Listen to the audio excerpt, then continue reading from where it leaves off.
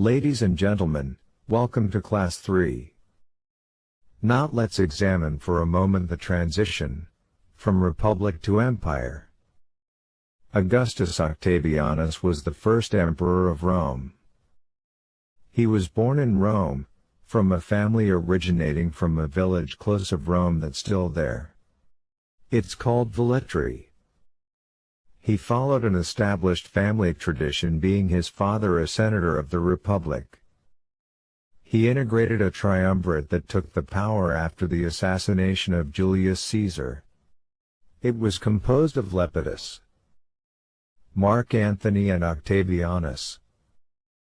They pledged to take revenge of that killing, and once the perpetrators were executed they would build a temple in honor of Mars Ultor, the god of revenge.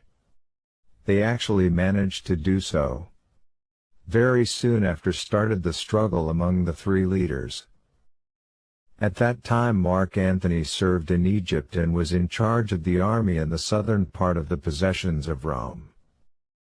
Let me say that Octavianus, who eventually prevailed, self-proclaimed himself emperor as well as Pontifex Maximus. This means that he was the chief of all the priests of the religions. Father of the land and chief of the Senate were the other two titles. As far as Pontifex Maximus, he automatically positioned himself as being the link between the people of Rome and the gods. Among various things, the emperor claimed that conquering new territory was ordered to him directly from the gods, and that he was simply implementing their will. The lands that were submitted to the rule of Rome had their own gods and shrines. And to strengthen those binding they would also build temple of those gods in Rome. More gods, more power. This was a polytheistic environment. There were gods for each human feeling. For each moment of the day or each happening there was the right god. Let me mention a few. Mater Matuta, goddess of the early morning, protector of the pregnant women. Other gods originally Etruscans were also adopted, as Rome, that gives the name to the city. Spes, god of hope, Cybele, Ceres, goddess of fertility and agriculture. Saturn, god of fire, and Helios, the god sun. A special one was Janus, the biface god of all beginnings and all endings, of peace and war, of day and night. One of the reasons why Rome has so many churches today is that all these pagan temples were finally transformed into Christian churches. So we should emphasize the very special nature of Rome of being an open-air museum with layers and layers of history, one besides the other, one on top of the others. Octavianus made lots of changes in the administration of Rome, and organized the city and neighborhoods. His reign was among the longest of the various emperors that followed. Stretching the information on Egypt, Judea, Galilee, and Samaria, were part of Egypt, and when this passed to Rome, made those three areas technically Roman, and is exactly in this period of Roman rule that Jesus Christ was born. Other main achievement of the Romans in this period were the aqueducts. Stretched sometimes for more than 20 miles, from the mountains to the upper side of the town, they were and still are a marvel of engineering. It was common that some senators and patrician houses had running water. But unauthorized spilling formed that the aqueduct would imply a death penalty. The baths or term was another huge demonstration of power of the emperors. We actually have two in good shape that can be visited today.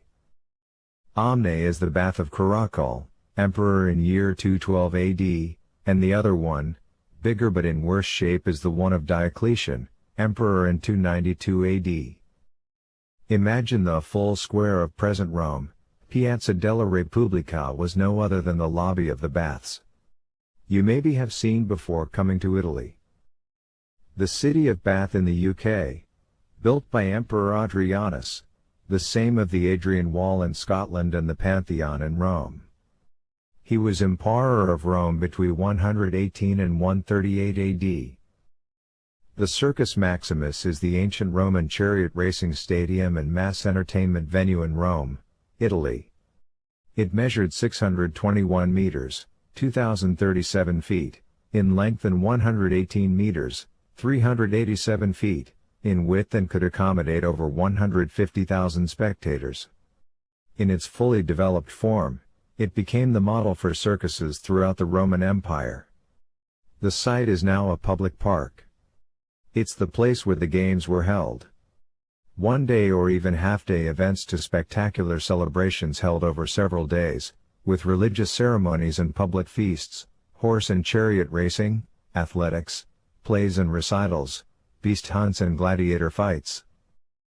When no games were being held, the circus at the time of Catullus, mid-1st century BC, was probably a dusty open space with shops and booths, a colorful crowded disreputable area frequented by prostitutes, jugglers, fortune-tellers and low-class performing artists. Circus Maximus became Rome's paramount specialist venue for chariot races. By the late 1st century AD, the Colosseum had been built to host most of the city's gladiator shows and smaller beast hunts, and most track athletes competed at the purpose-designed Stadium of Domitian, though long-distance foot races were still held at the circus. Eventually, 135 days of the year were devoted to games in general. Emperors in this way tried to keep up the consensus and crowds of supporters. An important political message for any potential competitor. On the other end, many if not all the Roman emperor were inclined to cherish their personal pleasure, while still administrating the empire. The island of Capri, for instance, was a typical pleasant destination for them, even if a little distant.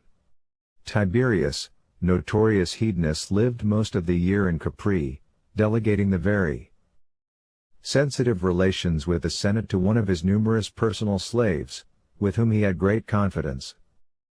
Capri Villa Jovis, built by Emperor Tiberius and completed in AD 27, but his predecessor Augustus developed Capri. He built temples, villas, aqueducts, and planted gardens so he could enjoy his private paradise.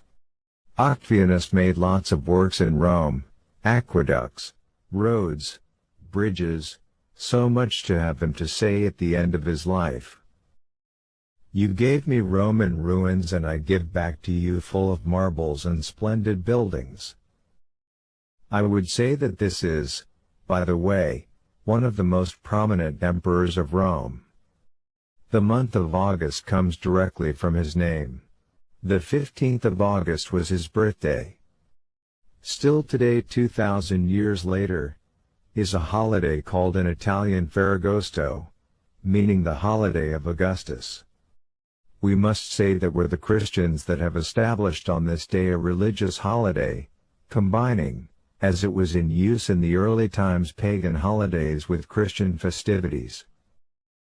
The Ara Pacis, namely the altar of peace, was the ceremonial place where the Romans consuls, after returning from their mission, were retributed and glorified by the emperor.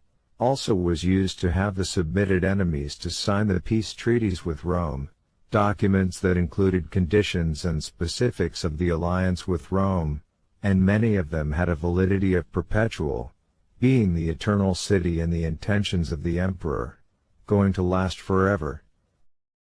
It was as built under in year 9 BC. It has beautiful carvings. It wasn't found where it is located today, but moved to this position for architectural and aesthetic reasons. It has magnificent sculptured marbles and friezes representing the emperor's family and his descendants in the line of power, as well as his wife Livia. Going back to the triumvirate. To maintain order in the provinces v. Mark Antony in Alexandria, capital of Egypt, a strong ally of Rome. Himself allied with the Queen of Egypt, after divorcing his wife that was the sister of Octavianus, decide to march on to Rome to claim the total power for himself. The Senate immediately understood that Mark Antony became a threat and that he was climbing to power. They marched to Rome, but were defeated in the Battle of Actium in year 31 BC, by General Marcus Agrippa, and due to this decided to take his own life, as did Cleopatra, to avoid being paraded in chains in Rome as a prey of war. After that, Egypt from Ally became a property of Rome. That was the green light for Augustus to take the power, which happened in year 27 BC. A stain has to be mentioned in this operation: he had Caesarion killed, the child that Julius Caesar had together, when the queen was the official lover of the famous Julius. Augustus' successor Tiberius built a series of villas at Capri, the most famous of which is the Villa Jovis, one of the best preserved Roman villas in Italy. In 27 AD, Tiberius permanently moved to Capri, running the empire from there until his death in 37 AD. In 182 AD, Emperor Commodus, the infamous and cruel emperor in the movie The Gladiator, banished his sister Lucilla to Capri. She was executed shortly afterwards. Certosa di San Giacomo, a Carthusian monastery founded in 1363. In 1909–1911 Maxim Gorky lived on Capri at Villa Bering, Burgundy. Prior to the First World War, the island was extremely popular with wealthy gay men. John Ellingham Brooks and Somerset Maugham shared a villa there. Friedrich Alfred Krupp passed many seasons on the island, as well as the American illustrator and creator of the Cupid, owned the Villa Narcissus. Formerly owned by the famous Beaux-Arts painter Charles Carroll Coleman. Dame Gracie Fields also had a villa and restaurant on the island and is buried there. Mariah Carey owns a villa on the island. Jumping back to Rome, at that time there was a colossal statue to one of the prominent gods of Rome, Helios. Well, right next to this statue the Flavian amphitheater was built and was immediately called the Colosseum. Other gods were also worshipped, to the point that in shows and spectacles there were left empty seats, as the gods, of course invisible to the common people, would assist to the games, giving their approval and support to the glory of Rome. For the time being I thank you very much, and I'll see you in the next lesson.